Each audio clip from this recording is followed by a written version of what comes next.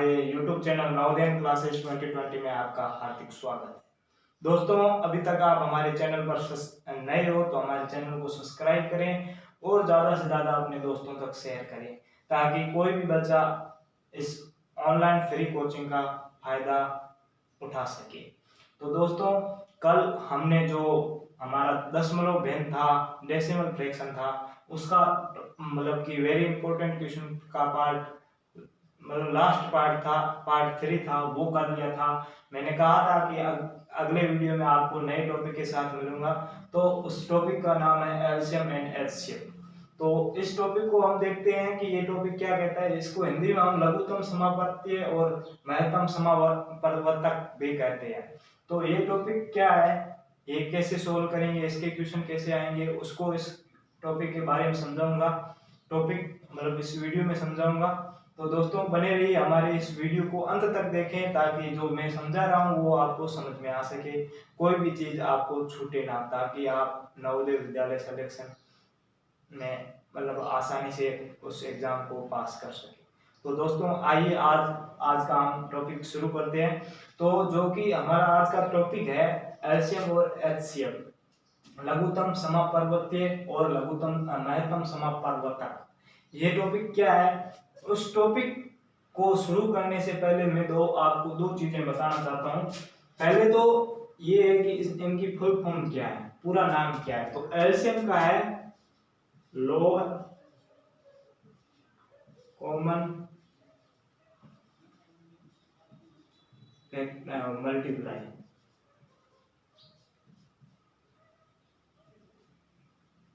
Multiply,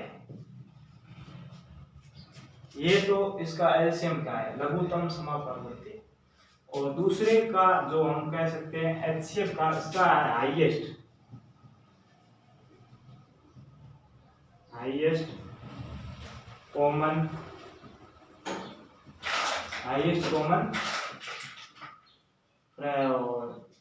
factor, highest common factor, ये इन दोनों की फुल फॉर्म थी। इस टॉपिक को शुरू करने से पहले मैं आपको जो दो चीजें हैं वो बताना चाहता हूं। पहला तो ये है कि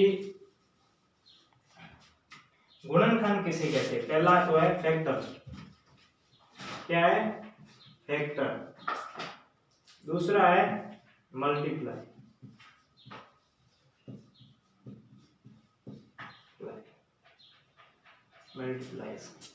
इसे हम गुणनखंड कहते हैं।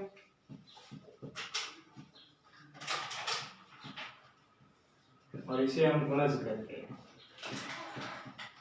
दोस्तों, इस टॉपिक को शुरू करने से पहले ये दोनों टॉपिक आपके क्लियर होने चाहिए। इस दोनों टॉपिक्स में क्या क्या कह रहे हैं वो आपको समझ में आना चाहिए, क्योंकि ये टॉपिक पूरा फैक्टर्स के बारे में, गुणनखंड के बारे में और मल्टीप्लाई के बारे में है।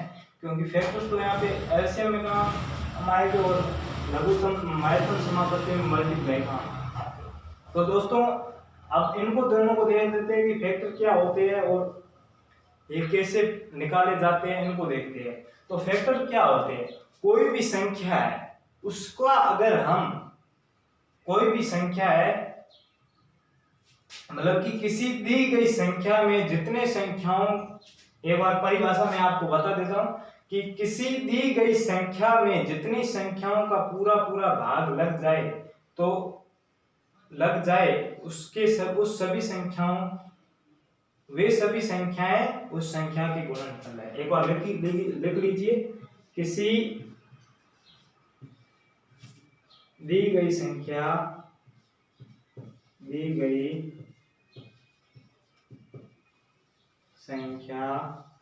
किसी दी गई संख्या में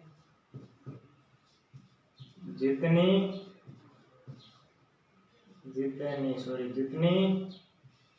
संख्याओं का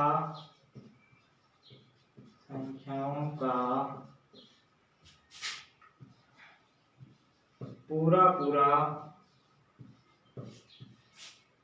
भाग लग जाए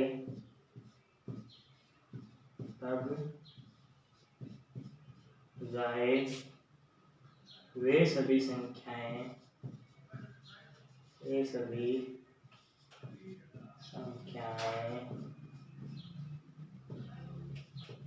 वे सभी संख्याएं उस संख्या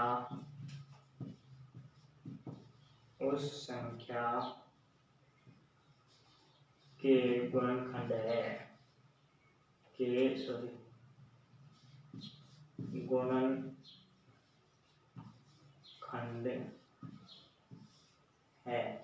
गुणनखंड या फैक्टर कह सकते हैं।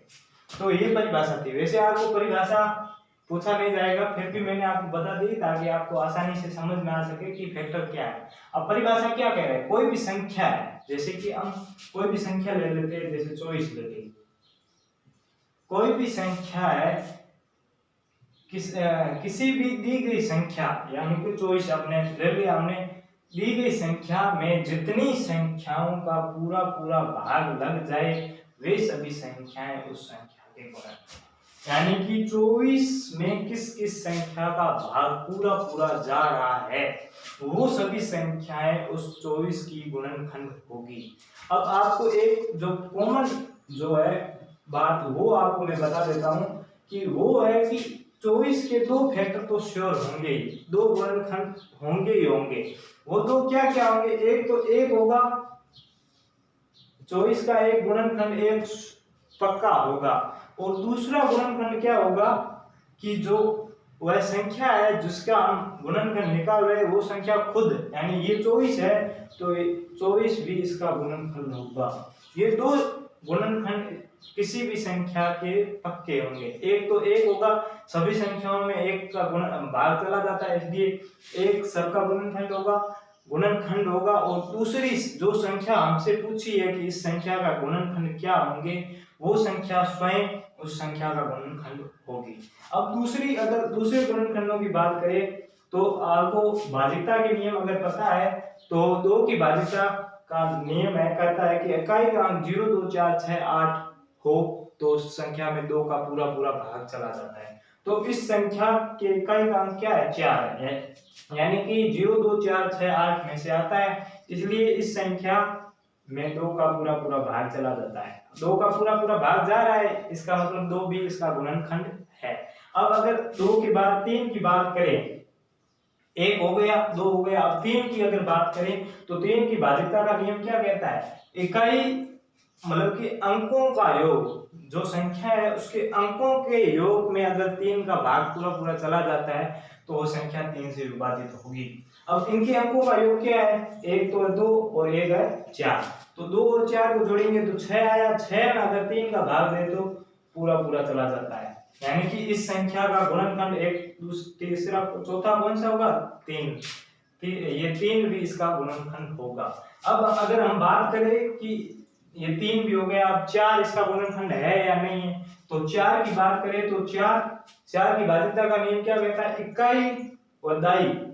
इकाई व दहाई के अंक में अगर 4 का भाग पूरा पूरा चला जाता है तो उसमें 4 का भाग चला जाएगा। तो इसमें इकाई व दहाई का अंक क्या है, 2, मतलब इकाई का अंक 4 और दहाई का अंक 2 है, तो टोटल संख्या क्या हो गई 24। 24 में अगर 4 का भाग चला जाता है पूरा पूरा तो 24 में वैसे ही जाएगा, तो 24 6 चौके 24, यानी कि इसका एक गुणनफल क्या मतलब कि गुणनखंड क्या हो गया, 4 हो गया।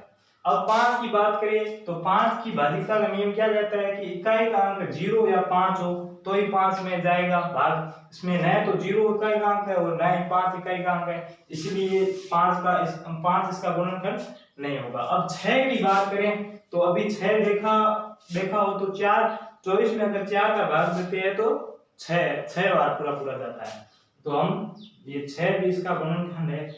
अब गुणनखंड 6 भी है, आगे 7 है, 7 नहीं है क्योंकि 24 में 7 का भाग नहीं जा रहा है। 8 की बात करें तो 8 या 24, 8 गुणनखंड है, 8 का 8 8 2 16 8 या 24, 8 भी गुणनखंड है। और अगर 9 की बात करें तो 9 के पहाड़े में 24 नहीं आता है, 10 के पहाड़े में नहीं आता है, 11 के पहाड़े में भी नहीं आता है, 12 दूनी 24, ये 12 दूनी 24, यानी कि इसके गुणनखंड कितने हो गए, 1 2 3 4 5 6 7 और 8, तो इसके 8 गुणनखंड हो गए। अब आपको समझ में आया, इसको हम ऐसे भी लिख सकते हैं, पहले हमने 1 लिया तो 1 गुणा 24, यानी कि 24 आएगा। ये एक गुणनखंड हो गया। दूसरे 2 की बात करें तो 2 गुना 12, ये 12 और 2 दोनों आ गए, ये 24। 3 की बात करें तो 3 गुना 8 24, 8 और 3 दोनों आ गए। फिर 4 की बात करें तो 4 गुना 6, 6 चौके 24। अब वापस इनको भले उल्टा लिख लो, 24 गुना 1 मतलब कि 6 गुना 4, 8 गुना 3 या 12 गुना 2 या 24 गुना 1, सेम बात है। यानी कि ये गुणनखंड हमारे कितने हो गए टोटल, 1 2 3 4 5 6 7 8। आपको समझ में आ गया गुणनखंड कैसे निकालते हैं। गुणनखंड कोई भी संख्या है उसमें किन किन संख्याओं का भाग पूरा पूरा चला जाता है, वे सभी संख्याएं उस संख्या के गुणनखंड है। शर्त यह होनी चाहिए कि उस संख्या में पूरा पूरा भाग जाना चाहिए, पूरा पूरा नहीं जाता है वो संख्या, उसकी गुणनखंड नहीं होगी। तो दोस्तों उम्मीद करता हूं कि आपको जो फैक्टर्स कैसे निकालते हैं, मतलब कि फैक्टर्स क्या होते हैं, कैसे निकालते हैं, समझ में आया होगा। तो अब फैक्टर्स की बात तो, गुणनखंड की बात तो हो गई, अब गुणज की बात करते हैं, मल्टीप्लाई की। ये फैक्टर्स की बात तो हो गई पहले नंबर की। अब हम दूसरे नंबर की बात करते हैं, मल्टीप्लाई कैसे करते हैं। मल्टीप्लाई गुणज का एक सीधा साधा उदाहरण दूं तो कोई भी संख्या है उसके जितने गुणा में है संख्याएं, वो सभी संख्याएं उसकी गुणज कहलाती है। और आपको आसानी से समझना हो तो उस संख्या का पहाड़ा या टेबल्स हम इंग्लिश में कहते हैं, उस संख्या का पहाड़ा, उस पहाड़े में जो सभी संख्याएं आएगी वे सभी संख्याएं उस संख्या की गुणज होगी। जैसे कि मैं आपको पूछूं 2 की गुणज क्या क्या है, तो आप 2 का पहाड़ा लिखते जाइए। 2 का 4 6 8 10 12 14 16 18 20, आगे भी है 22, पहाड़ा 10 तक होगा, आगे भी भले करते जाइए 24। यानी कि इस सभी संख्याओं में पहली बात तो 2 का पूरा पूरा भाग जा रहा है, पहली बात। दूसरी बात ये सभी संख्याएं इसके गुणा में है, यानी कि 2 को अगर 2 से गुणा करेंगे तो 4 आएगा, 2 को 3 से गुणा करेंगे तो 6 आएगा, 2 को 4 से गुणा करेंगे तो 8 आएगा, 2 को 5 से गुणा करेंगे तो 10 आएगा, और 2 को 6 से गुणा करेंगे तो 12 आएगा। ऐसे ही 2 को 7 से गुणा करेंगे तो 14, 8 से गुणा करेंगे 16, 9 से करेंगे 18, 10 से करेंगे तो 20, और 2 को 11 से गुणा करेंगे तो 22, 2 को 12 से गुणा करेंगे तो 24। यानी कहने का मतलब ये है कि कोई भी संख्या है उसके गुणा में जो सभी संख्याएं हैं वो सभी संख्याएं उसकी गुणज कहलाती है। तो या फिर आसानी से समझने का मतलब तरीका ये है कि कोई भी संख्या दी हुई है उस संख्या के पहाड़े की सभी संख्याएं उसकी गुणज संख्याएं होगी। तो आपको दोस्तों उम्मीद करता हूं कि आपको समझ में आए होंगे ये दोनों टॉपिक्स। और जो अब हम जो बात करेंगे कि एलसीएम क्या होता है, एचसीएफ क्या होता है, इनको कैसे निकालते हैं, वो सब हम अगले वीडियो में देखेंगे। आज के लिए इतना ही। तो दोस्तों अभी तक आपने हमारे चैनल को सब्सक्राइब नहीं किया तो सब्सक्राइब करें। जय हिंद, जय भारत, वंदे मातरम।